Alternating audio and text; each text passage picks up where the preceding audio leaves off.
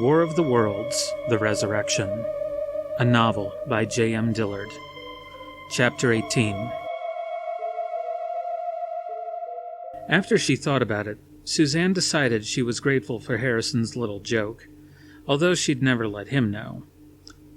It broke the tension and made the real task a little easier. Afterward, she called him from the lab. Well, his good humor had vanished. He sounded a little edgy. Very interesting. This thing was fairly well preserved after all those years in the freezer. I shouldn't call it a thing, really. Very impressive cerebral cortex type structure. It's a highly intelligent creature, probably more intelligent than we are. Speak for yourself, Suzanne. Very funny. I thought you'd be glad to know I can verify the anatomical information in Forrester's files. One interesting point, however, the zoologist who made the notes dissected a couple of males, but he made certain incorrect presumptions here about the female of the species. The alien I just dissected was female. I'll be damned, Harrison said. An equal opportunity invasion force. Apparently so. But it gets even more interesting. The egg produced by the female is similar to that produced by a human female in that it isn't viable outside the body. However, the female has no womb. Physical abnormality or a hysterectomy? Doesn't look like it. My guess is these creatures lay eggs like reptiles or amphibians. That's what Pennyworth suggested in his notes. But our female had no means of producing a protective outer layer, at least not that I could see. It'd be like a chicken laying eggs without the shell, and no place for the embryo to incubate in either sex. She paused. When I read over Forrester's report, it mentioned that the number 3 seemed to be important to them, and... Wait a minute, Harrison interrupted. I think I see what you're getting at. Are you suggesting that it takes 3 of them to tango? A ménage à trois? Exactly. He whistled softly into the receiver. Guess we haven't examined all the sexes yet. I guess not. Her tone lightened. So, did I pass the test? Test? He sounded confused. Your practical joke test, remember? Window to the soul and all that. So did I pass, or are you going to write me off as another gutterman? Gutterman should be so good-looking, he said quickly, and hung up. In a small cul-de-sac in the swank residential area known as Hampton Hill, Harrison sat in the darkness of the parked Bronco and gazed across the street at a row of townhouses. He was looking at the second-floor window of one in particular. Light filtered through the curtains of Charlotte's bedroom, which meant she was home. Harrison looked down at the glowing numbers of the cellular phone in his hand and hesitated. The benign hum of the dial tone ceased and was replaced by a recorded message. If you'd like to make a call, please hang up and dial again. If you'd like to make a call, please hang up and dial again. Harrison pressed the hook down with his thumb. Damn it. Either dial her number or go home. If he went home, of course, he'd never see her again. But then, he wasn't exactly sure he wanted to. He didn't ever want to talk to the Charlotte who'd done her best to manipulate him into giving up the work he loved, who had refused to answer the 24 messages he'd left on her answering machine, who finally let it slip that she really did take her wealth and social status seriously. Harrison had trouble believing that woman actually existed. He wanted to talk to the real Charlotte, the one who laughed at his jokes, who tolerated his attempts at individuality with wry humor, who loved to display him at parties with the tolerant pride of a parent showing off a precocious child. If that Char were gone forever, if she had been a sham, he had to know. He dialed her number again. The machine answered on the first ring, just as he had expected. Hi, this is the answering machine at 555-0374. We can't come to the phone right now. Char always said we because she was terrified of strangers learning she lived alone. But if you leave your name, number, and message, we'll get back to you. Don't forget to wait for the tone. Bye-bye. Harrison waited for the tone, then said hurriedly, "Charlotte, I know you're there. This is my very last message. I'm across the street, and very shortly I'll be knocking on your door. If you don't open it, I'm going to drive the Bronco right the hell into your living room and track mud all over your oriental rugs. Do you understand?" He half hoped she would pick up the phone, even if it were only to tell him to go to hell. But the recorder beeped again, and the dial tone came back. Harrison folded up the phone and shoved it back into his jacket pocket, then took a deep breath, climbed out of the Bronco, and marched up to Charlotte's door. The porch was dark. He had never used the doorbell before and had to search for it. He jabbed it with a finger. He waited for a full minute. No reply. He pushed the bell again, and this time he held it down. "Charlotte!" he bellowed at the top of his lungs. "Charlotte, come down here!" Char had to wait a year before she could purchase this particular townhouse. The neighbors were very particular about who they allowed in, and there were all sorts of codes and restrictions about what color paint you could use and what landscape scheme you used in the tiny patch of front yard. The neighbors were going to love this. The upstairs curtains parted. Char cried out, "Go away!" He took his finger off the bell and took a step back to try to catch a glimpse of her, but she remained invisible behind the curtain. Cupping his hands around his mouth, he cried, "Not until I talk to you first." Good.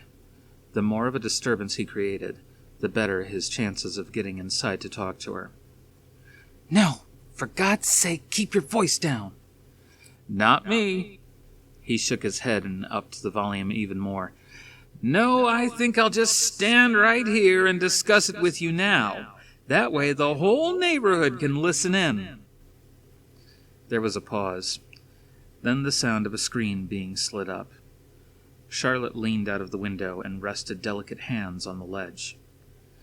He'd been gloating up to that point, but when he caught sight of her, he drew in his breath. She truly was a beautiful woman, and tonight she wore a low-cut red silk robe that looked like it might slip off her shoulder any second. She tossed her hair back, then, in an abrupt change of tactics, called down in a low voice, "Harrison, do you really love me?"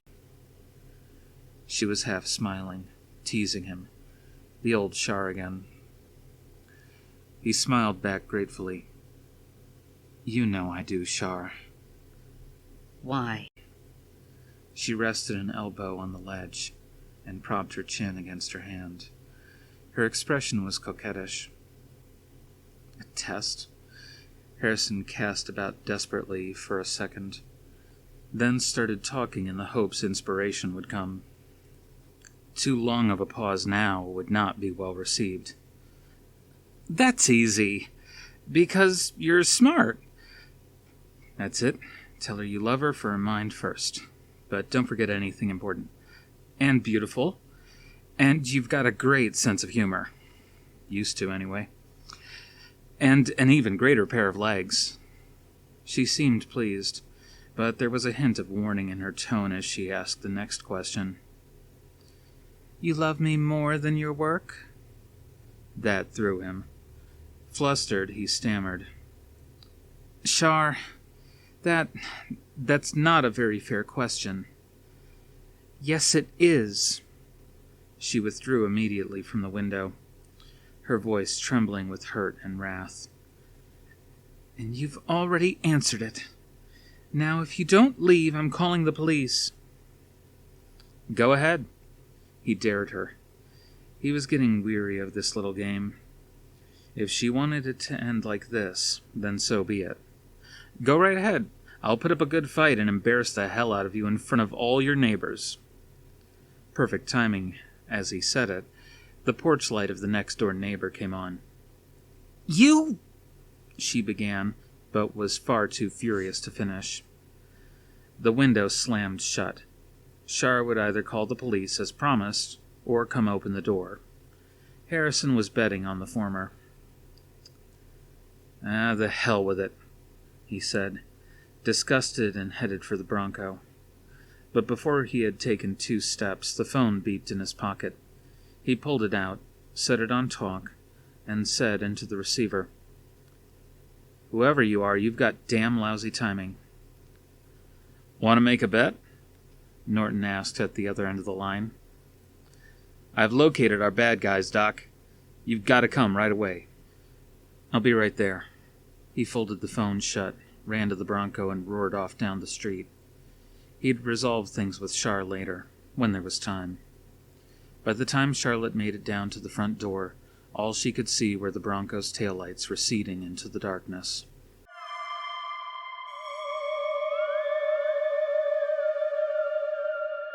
For some reason, this time Deb didn't seem so upset by the idea of her mother leaving again.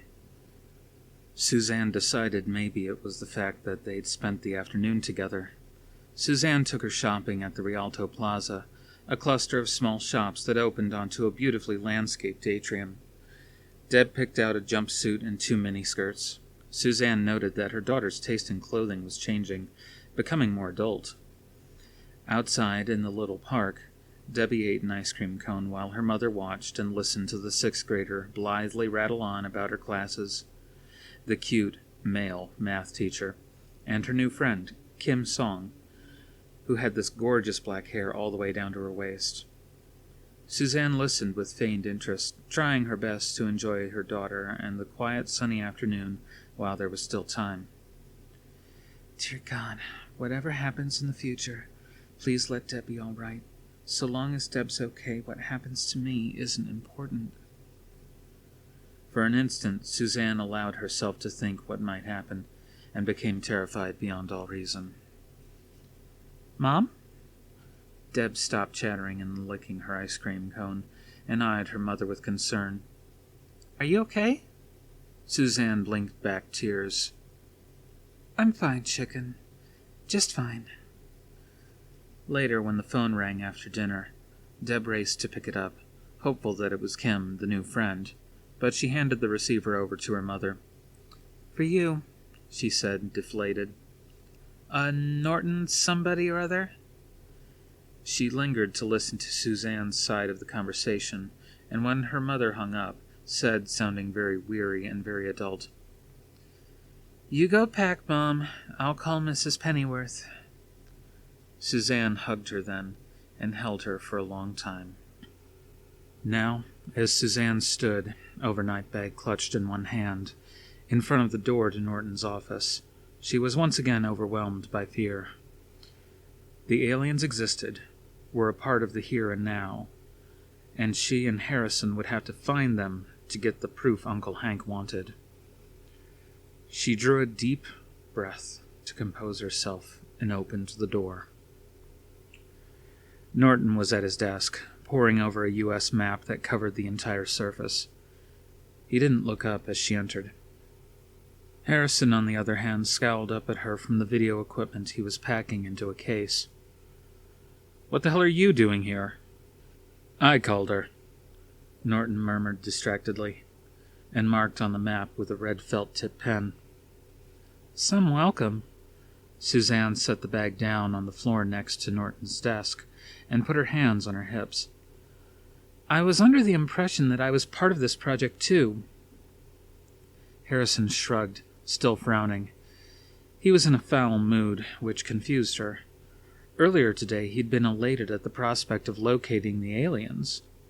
Norton spoke, addressing his remark to Harrison, much to her irritation. "The transmission was only a few short bursts, but that's all I needed to nail them." He folded the map so the area marked in red was in the center, and proffered it to Harrison. "Drive like hell and you might make it there in about 11 hours. Harrison straightened and went over to take the map from Norton. Suzanne stepped behind him and peered at it over his shoulder. Norton had scribed a neat red circle in the southwestern corner of Alpine County. Far from any big cities, it appeared. Probably farm country up there. 11 hours is too damn long. Besides, who said anything about driving? Harrison asked. I'll charter a helicopter. Norton rubbed his eyes. Easy, my friend. You got any idea how much that's going to cost? Ephraim mentioned today that someone on the board got wind of this and already chewed his butt out for all the time we spent on the Cray. How much does a new world cost? Harrison waved the map angrily so that the paper crackled. And where do you go to buy one? If we're right about this, Suzanne said to Norton, it's all academic anyway. You can tell Jacoby I said that. To Harrison, she said, let's go. He wheeled around to stare at her. For the first time, he seemed to notice the overnight bag in her hand. Wait a minute, Suzanne. You're not going. His tone indicated that there would be no more discussion on the subject, but she caught the uncertain glance he shot Norton, who shrugged innocently as if to say, leave me out of it. She remained perfectly calm. Let him have a temper tantrum. That was fine with her, but the outcome would be the same. He was talking foolishness, and they both knew it. She'd been thinking all day about what she'd do when the call came that Norton had located the aliens, and her mind was made up. Don't waste any more time, Harrison. You know as well as I do that without a witness, any evidence you bring back is going to be debunked. He tried at first to pretend anger. Damn it, Suzanne, I'm not going to argue with you about this. Very convincing, but it won't work. She folded her arms and let it roll off her to let him see that an outburst was not going to work. Exasperated, he continued. If the aliens are there as we believe, then it's too dangerous. We went through this once before, Suzanne, remember? What happened to the single parent who only worked weekdays? The world has changed since I said that. You need me. General Wilson isn't going to believe such fantastic evidence unless he hears it from someone he trusts. Yours truly. I can get proof all by myself. Harrison pointed at the video equipment on the floor. I don't need an eyewitness. That's what the camera's for. A videotape can be altered very easily. I doubt Uncle Hank will take your word alone that it wasn't, but I know he'll take mine. He sighed in silent frustration. This isn't the time to be cute, Suzanne. He lowered the map and looked at her, his tone passionately serious. Good Lord, what would happen to Debbie if you were killed? Do you think I would ever allow that to happen to her? Amen, Norton said softly. She was slightly taken aback, and at the same time touched by his honest concern. She could see he was just as frightened at the thought of going as she was. Maybe the bad mood was his way of covering it. As much as she hated the idea of going, she answered, If we spend much more time arguing, it will happen to a lot more children than Debbie.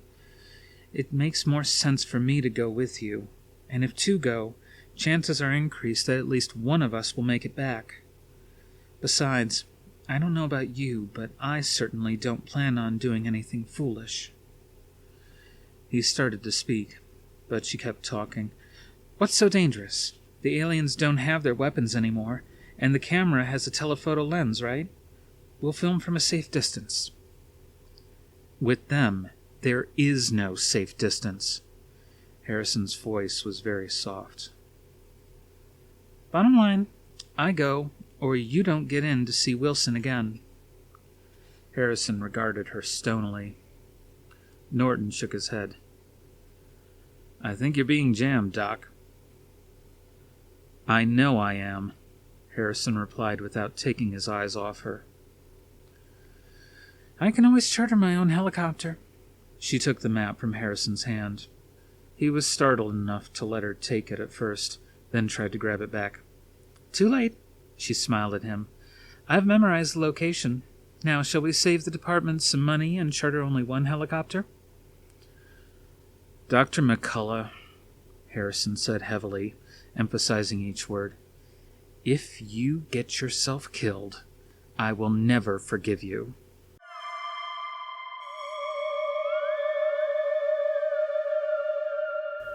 While the process of freeing the others continued, Chashran crept up into the dark forest, The process of movement in the weakened host body was still tiring, though the symptoms of radiation sickness had eased due to the ministrations of Rashon, the skilled medic who now inhabited the human physician's body. While the vegetation in the forest was familiar to his host's eyes, Chashron found it amazing, awe-inspiring. The variety of plant life was the one thing about Earth which impressed him, especially the huge growths called trees, living wood and greenery so tall they stretched into the sky. In the darkness, Chashron thought them intimidating. Back home, such a living creation would fetch an entire ruling class family's wealth. Chashron laid a gray, decaying hand on the round trunk and ran it along the rough surface, wincing at the surprise of splinters in his palm. Incredible texture, color, and smell. Chashron gingerly brought his nose to the bark, astringent, almost medicinal, and yet, oddly, gloriously fragrant. He rested against the tree and watched the religious tableau in the valley below him. By the light of 3 flickering bonfires, those already freed from the hideous metal containers were forming pyramids with their bodies, drawing energy up from the ground to aid them in the struggle ahead, while a handful of soldiers worked to release more of those imprisoned. The sight of his soldiers emerging into the fireglow from their 35-year sleep filled Chashron with grimly determined pride. They were not dead, the soldiers of Mortax, not defeated after all this time. They would still emerge victorious. There came the heavy, awkward sound of human footfall, of movement through the underbrush. But Chashron was unafraid. At the sight of Hannah in her host body, he drew closer. Chashron, even her human voice with its curious pitch and timbre, was pleasant to him. His host eyes appreciated her human form as having once been comely. It still had not degenerated as rapidly as the others. I came to speak with you alone because I know the time is near. Soon all your soldiers will be free. There is time yet, he answered, wishing only for the both of them to be free from these cumbersome bodies, so he could see her once again as she truly was. In the darkness of the forest, he reached out and did a socially unthinkable thing.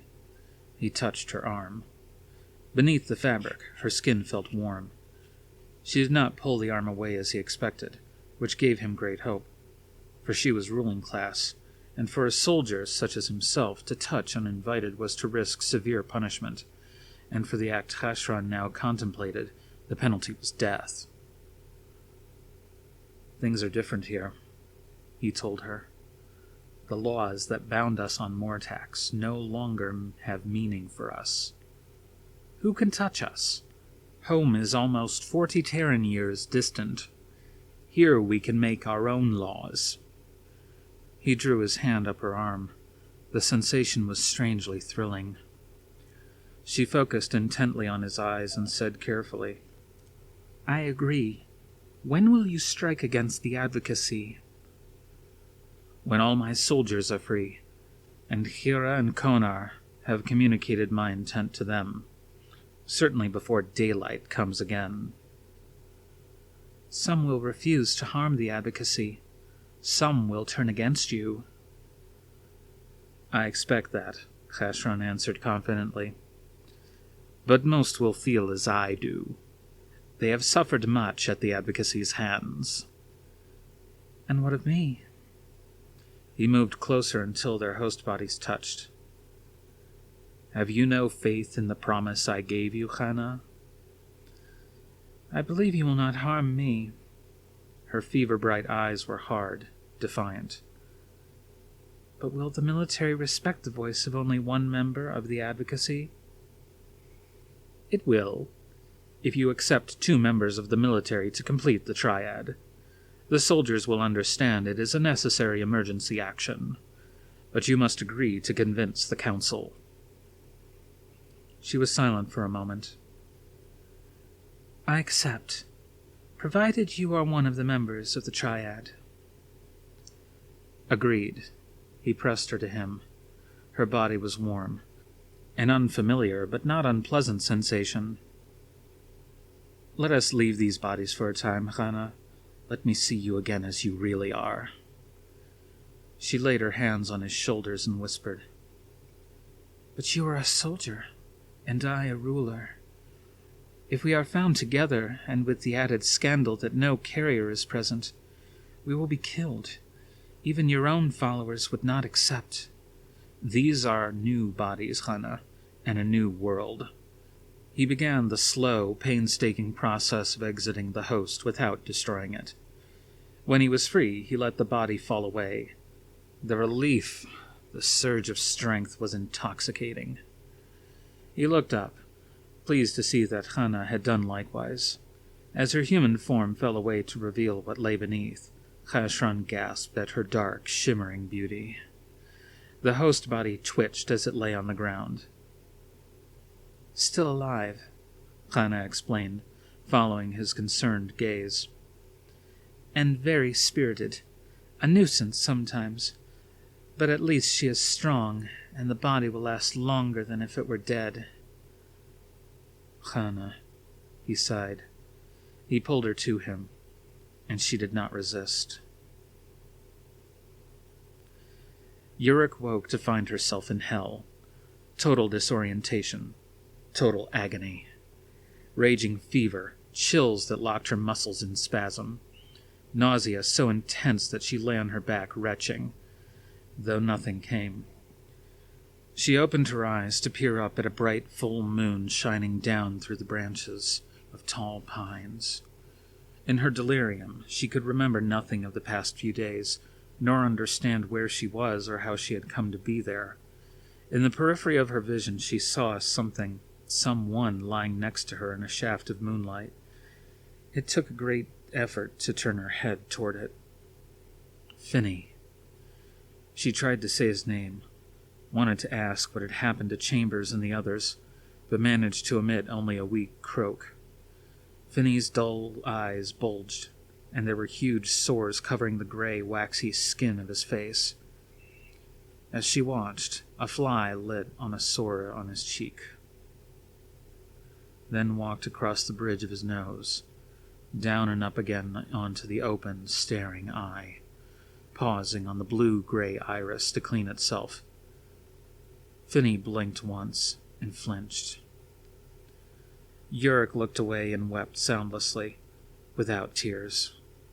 She was dying in this strange, remote forest. Bits of memories floated back to her. Jericho Valley.